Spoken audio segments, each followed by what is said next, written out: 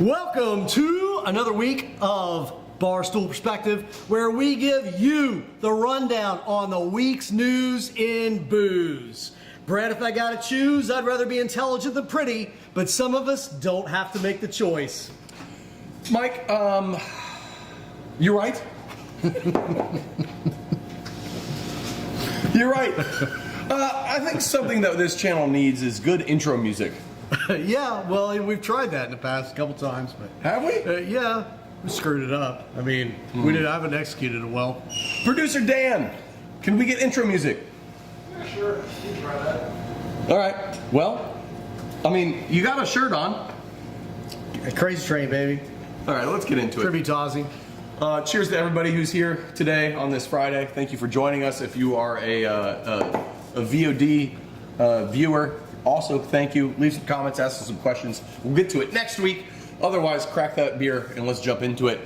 Ultra Right Beer, brewed by conservative dad Seth Gamble, who allegedly beats his kid, may or may not have a problem with Anheuser-Busch.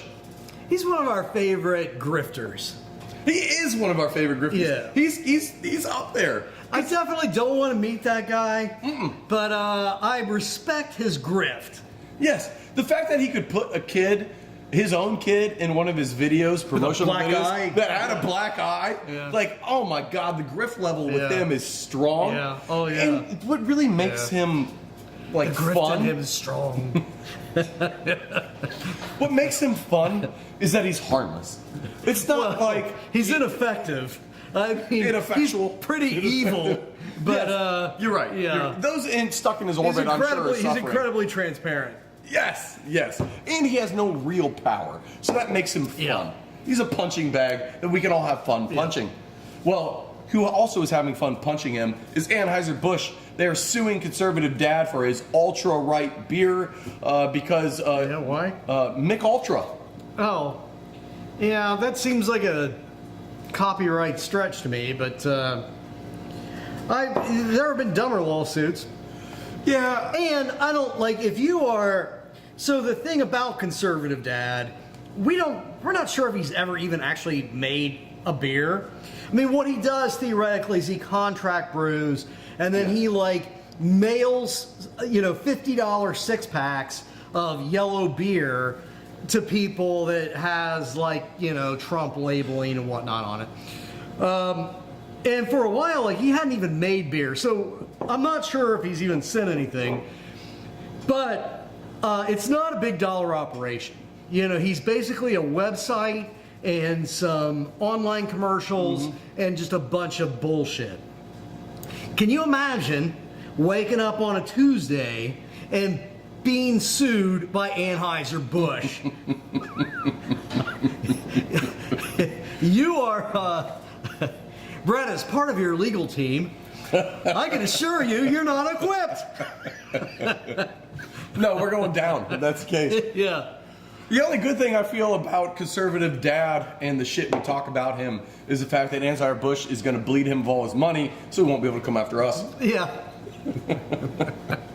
And I'm fine when he gets bled. He can cross that border wall he's all for and duck that judgment. I mean, the best part about that is his tequila doesn't even come from Mexico, which I guess it shouldn't, right? Yeah. When he doesn't call it tequila, he calls it agave spirit. Although that's his shtick, that like he makes the Mexicans make the tequila for him, and he walls them off and sells it Made like with it's real racist. slave labor. Yeah, I mean it's just his beer is dumb. His whole tequila brand is just absolutely hateful and racist as hell. I mean, it's ugly. It's really is bad. Really, yeah. It's only funny in the darkest of sense. But That's true. yeah. Owen, Nathan, Julia, good to see you all. Noam, glad you could actually make it for the start of an episode for a change. I did enjoy your wings episode that you just put up on your Gnarly Gnome channel. So if you haven't seen that, have you seen that one? I am not yet. Best brewery wings in the city. Can you guess where they are? Brewery wings? I cannot. What brewery makes the best wings in the city? I don't Greater know. city area. I don't know. Well, check his channel out and you'll find out All the right. answer. All right, moving on. Mike, the small beer containers. I'm talking about beers in small cans. Talking about like Little Kings. Like Little Kings here, if you're familiar Yeah. with Cincinnati. beers brands. Little Kings comes in 7-ounce bottles. Yeah. Well, Little Kings really paved the way. Little Kings made that thing. They made that market back in the 70s. and we have a good story about it in our book, which I thought I had a copy next to us. Is gone now.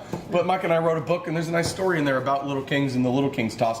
However, small beverage containers are on the rise. Let's get to the point here. New Belgium Mini Rippers. Excuse me. New Belgium Voodoo Ranger Mini Rippers. 7.5-ounce cans of high octane glory for you to rip. Just Voodoo Ranger in a little bottle. Yeah. Little bottle or a little can? Little can.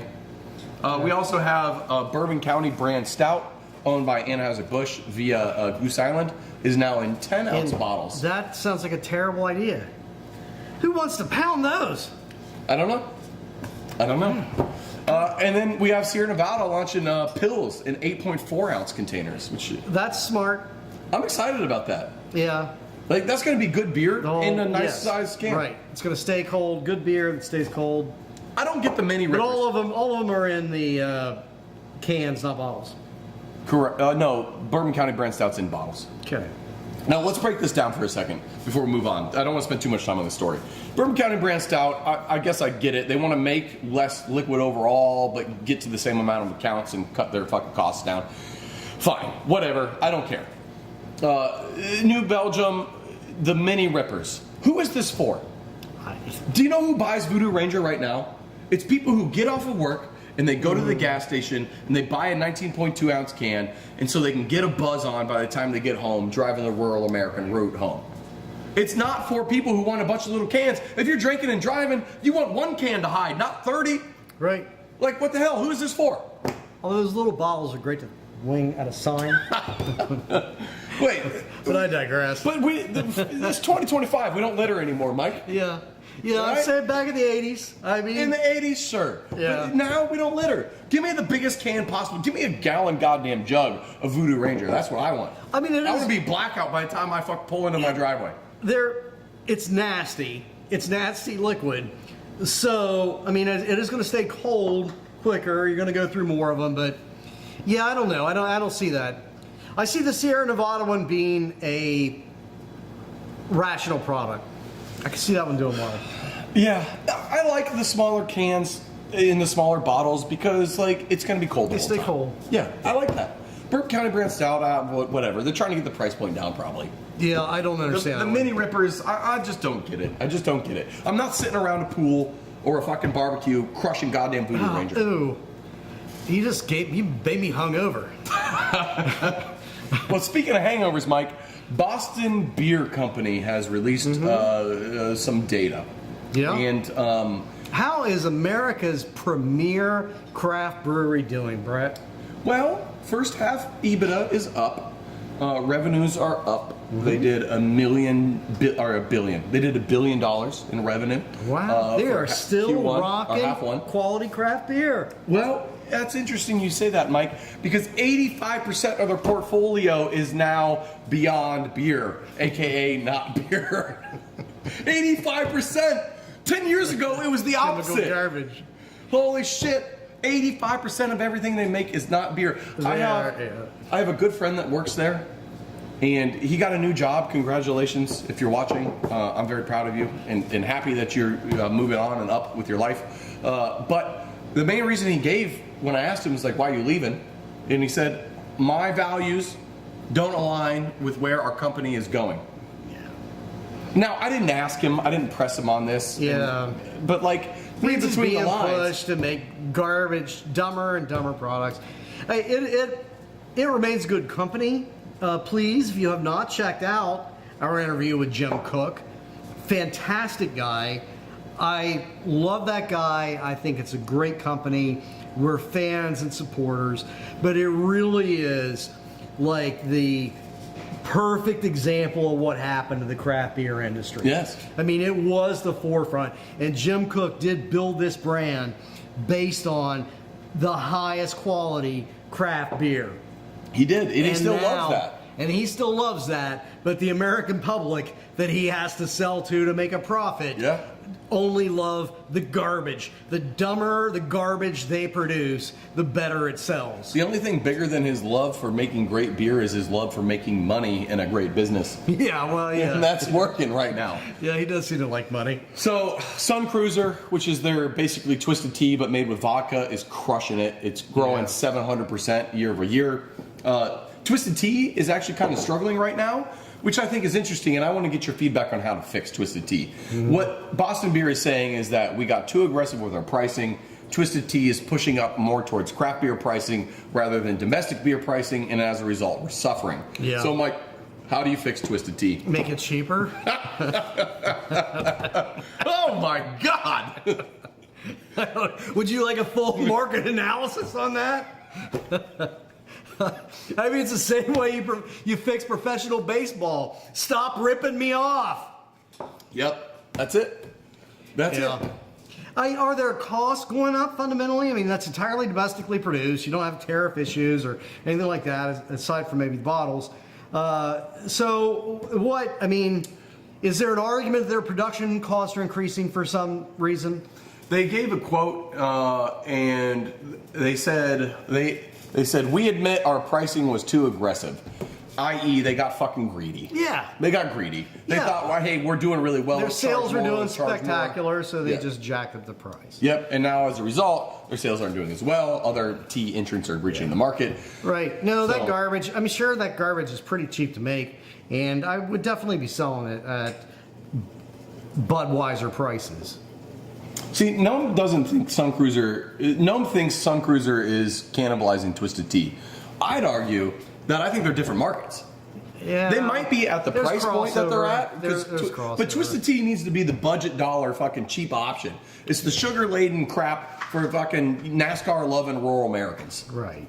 Sun Cruisers for your frat boys and girls and your suburbanites. Yeah. To me, they're different markets, and the fact that if Sun Cruiser is cannibalizing Twisted Tea, it's because they're marketing Twisted Tea wrong.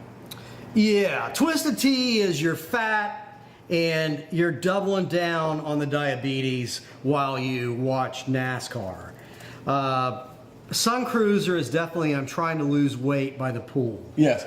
Yeah, that's a good way to put it. Yeah. It's the Ozempic of hard teas. Yes. Yeah. Well, another bright spot for Boston beer, and I'm going to say some words here, Mike, that you might not have heard in about 5 years. Yeah.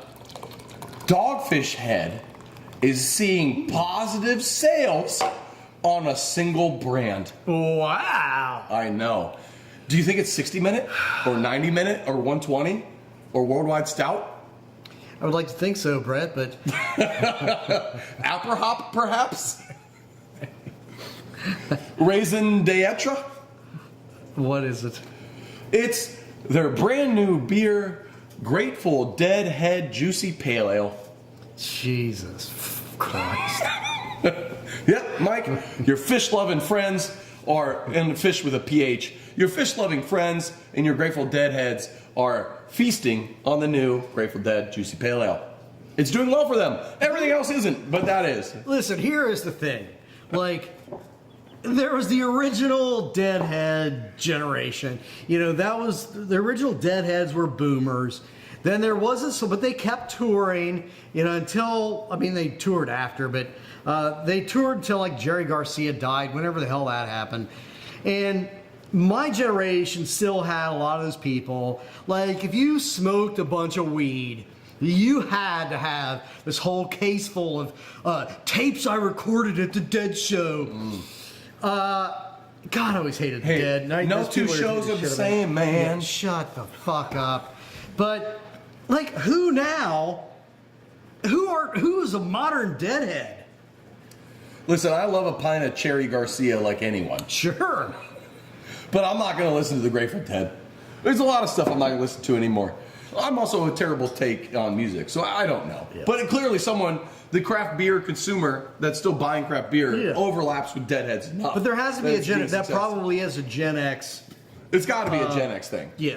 I don't think anybody below Gen X is going to buy into something with Dead branding. My business partner, Scotty, loves the Dead. He Yeah. also loves ska, so I mean, like... I can see that. I'm talking about like normal millennials. Well, Mike, one more Boston beer, a bit of news, and this is actually about beer also. They have announced they were doubling down on their efforts to promote Summer Ale, a perennial favorite of mine. That's a really solid beer. It is. And American Light, which is the re-release of American Light that came out in March. They're doubling down on promoting that via patriotism. They have a whole patriot-led campaign for this summer, the end of this summer, to promote Summer Ale and American Light. I think one of Jim Cook's secrets to longevity is malleableness. Yeah, I find that, whatever, disgusting. But it's fine. I mean, it's called America in the name. The most, the best quote I've ever heard in regards to nationalism and patriotism and all that stuff that I've ever heard is from Samuel Johnson. And the quote is, "Patriotism is the last refuge of the scoundrel." Yeah. And basically what's saying is like, if someone's leaning really hard on patriotism, it's probably because they're a fucking scumbag, and they're using it because it's one of those things. It's like pulling the race card. Yeah. Like you can do that in a legitimate manner, or you can do that in a nefarious manner, and like you can't really have a response that doesn't make you look like a dick. And patriotism is the same way. When your country becomes so patriotism focused and obsessed, if they're using that in a dishonest way, it's still like there is no defense to that. You can't say like you're a scumbag and you're using this to take advantage of people and their money. It's just because like then they're just going to be like, well, you're un-American. It's just like the lowest hanging. Yes, for all those reasons, it's one of the lowest hanging fruits of a marketing campaign. I think leaning heavily into patriotism as a beer is It's just lazy. like let's find beautiful women and put them barely dressed in our ads because people like that. I mean, yeah, but come on. Yeah, well said. That sums it up. Well, Mike, beer's obviously not doing well. Sam Adams knows it. 15% of the portfolio is beer. Do they ever eclipse? Do they get to the 90-10 point? Does Sam Adams get to 90-10? And if so, when? 90% beyond beer, 10% beer. Oh yeah, soon. Oh, you think it's going to happen? Yeah. But before 2030? Yes. Great. What brands are doing well then, Mike? Can you guess?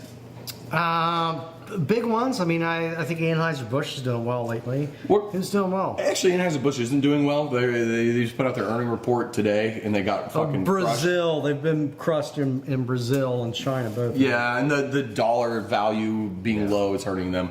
Well, let me go over some of the top movers of all alcohol for this year so far. Okay. Sazerac's Buzzballs up 76%. Beatbox up 25%. Cutwater Spirits up 50%. Neutral Hard Seltzer up 15%. Surfside Vodka Tea up 600%.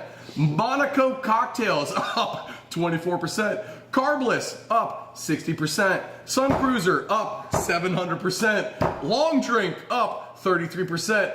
Big Sips with a Z up 35%.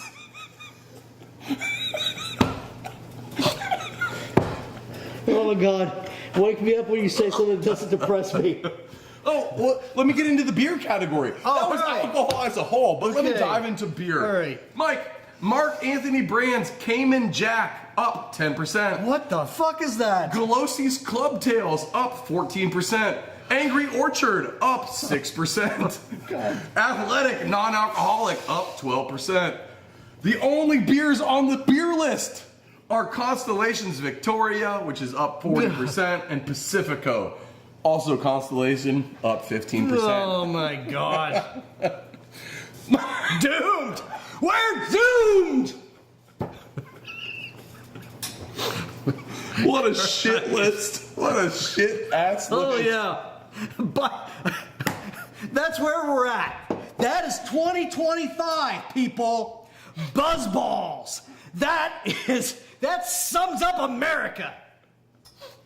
Buzzballs. Jesus. There's a local Kroger that has the giant Buzzballs now here in Cincinnati. And you know the truly sad thing is they have anti-theft devices on them. I thought the truly sad thing was you bought so many you couldn't walk out of the store. I was trying to steal them.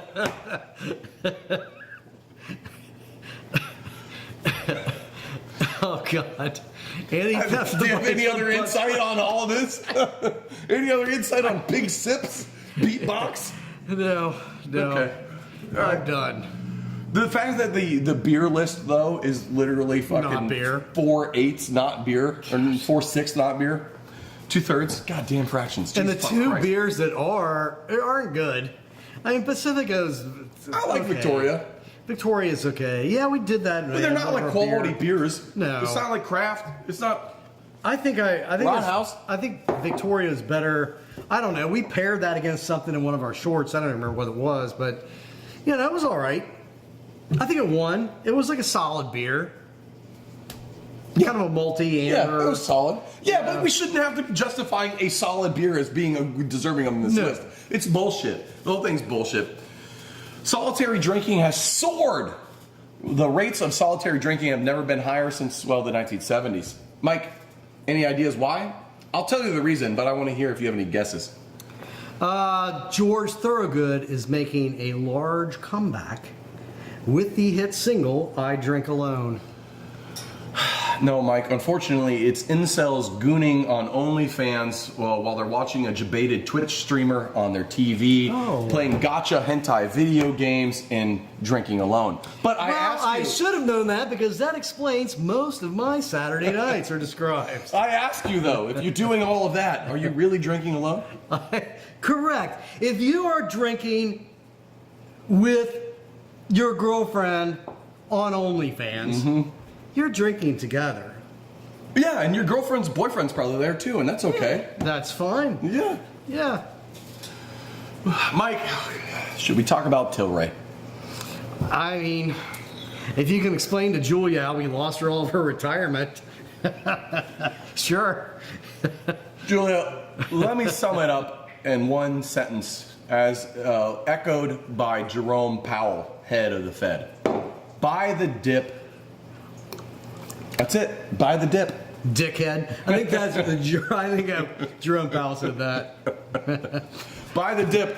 It's down. Revenues are up, but overall, Tilray stock's plummeting. The Tilray CEO has bought 156,000 shares this week, though, so he feels confident in it.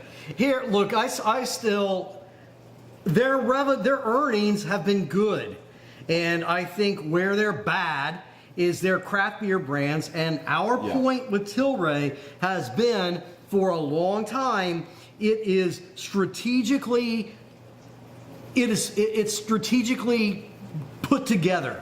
It's United States Holdings have been cobbled together to be a multi-state hemp and or THC distribution network of weed drinks. Yes. And they make a lot more sense. The way that Tilray has compiled these assets, to us at least, makes really good sense in terms of dealing with different state regulations. So the fact that their weed is doing well, but their highly mediocre beer brands, they were all mediocre when they bought them. Yeah. Their highly mediocre beer brands aren't doing great in a They're period of down time 15%. when craft beer is falling off a cliff and they weren't making great beer to begin with. I'm not concerned by that. I don't think that's the long game. Yep, agreed. We're on the same page. And the CEO also agrees. I mean, he bought $75,000 worth of shares. Yeah. So he's in. We're in. We don't give stock advice, but we're going to buy more of that dog shit stock. All right, Mike, we're running out of time, so let's hit a couple things. Here's a quick one. In Scotland, a fake vodka brand, Glen Vodka, is poisoning people because they didn't actually put vodka in the bottles, they put isopropyl alcohol in the bottles. I think that's a Simpsons episode. Is it? Yeah. I don't understand how you can drink vodka and not tell if it's vodka or rubbing alcohol. Maybe just don't drink vodka. If How you about that? have ever drank Smirnoff, I'm not sure that there's a noticeable difference. Okay, fair. Moving on, Rogue Brewing Company and Spirits up in the Pacific Northwest has signed with U.S. Beverage LLC. Now, U.S. Beverage LLC, if you're not aware, is a company that has an independent network of salespeople across the U.S. selling alcohol, and largely they're used to sell alcohol for out-of-country brands. Yeah. Like Spanish brands or EU or wherever else, Canada, Moosehead and shit. And you do this as a company so you don't have to invest in a onshore sales company. You can invest in U.S. Beverage and they give sales and you probably pay them based on the sales. But the fact that Rogue, a U.S.-based company, is doing that portends bad things. What would strategically... Rogue is one of the oldest craft breweries and they have distributorships all across the United States. So what's the end game there? Like, what would be the strategic advantage for Rogue? The strategic advantage is just dumping a shitload of payroll.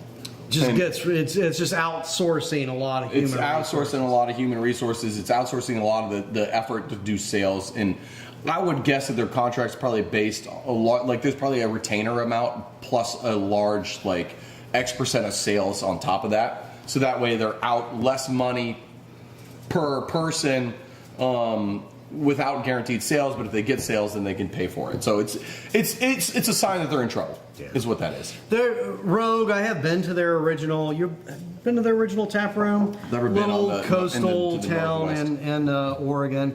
It's a nice little tap room. One of my favorite things about them, and those guys were early. They made beers that were really good for the time in the 90s. Yeah, Santa Piss was great. But they have they bought that space off of a woman who was, I think, in her 70s or something like that. And it seems like she was a really fun person. And she required, there was a picture of her naked in a bathtub. Yes. So it's like as part of the real estate agreement, they were required to keep her naked picture in the bathtub above the bar. And as last I heard, they still did that, and it's pretty damn funny. I mean, that's funny to her. That's funny the amazing thing about craft beer. The early days of craft beer, the real spirit of craft beer. The real spirit of craft beer. That is the real spirit of craft beer. It's getting shit done and having fun, being American about it. It's great. Yep. Owen wants to know about the High Noon Celsius mix-up. Have you heard about that? Nope. Celsius energy drink had High Noon put into it by accident. And they had a massive recall saying like we messed up. Did anybody notice? Yes, people did take notice. If you want to know like how it happened, it's easy. It's contract brewing. It's contract brewing. The company that makes Celsius also makes High Noon. They have a bunch of tanks in their tank farm, and you got a bunch of people that aren't paid very well and don't give a flying fuck about what they're putting into what can that are working for you. And what happens is that when you have a company that big, the people that work in the cellar are different than the people in the packaging line, are different than the people that load up the cans. So what easily could have happened is that the ding-dong in the cellar hooked up the tank they told them to hook up to, which was probably the wrong tank, or maybe it was the right tank, or the ding-dong that put fucking cans onto the canning line grabbed the wrong cans, or the guy running the canning line wasn't paying attention and fucked it all up too. But either way, no one there gets paid enough to give a shit. So they probably ran for an entire day with the wrong fucking stuff, and no one gave a flying fuck because it's a goddamn contract brewery making crappy ass fucking liquids. And there you go. You got 500,000 cans of no one gives a fuck juice because no one gives a fuck. So that's it. I'm surprised anybody noticed. There's really not. There's not a story here. It's just people not getting paid enough money to care about fucking shit that tastes like shit anyway, and it was put in the wrong can. So I don't give a shit. I'm thinking through how I'd like to be the person that does the feeding at the tank farm. They can't eat that much. What do you feed tanks? I don't know. Drugs? Drugs. One for you, one for me. One for you. I like to pee in them sometimes when I'm over at your place. But it's a joke. All right, Mike, let's do a couple quick stories before we get out of here. In this segment, I'm calling the same old, same old. Trump tariffs continue to fuck everyone involved. Cognac is in the shitter. Wine's not doing great. Diddy's looking for a pardon, and Epstein didn't kill himself. Yeah. Any questions? No, that seems to answer it all. That's it. I think as Kash Patel said, Brett, the only reason not to release those Epstein files is because of who's in them. Cheers. Check out our shorts. Check out our other content if you like it. Like, subscribe, share, comment. All that stuff helps us. We greatly appreciate it, and we love you guys. Cheers. We love you. All of you are individually sexy in your own way. We'll see you next week.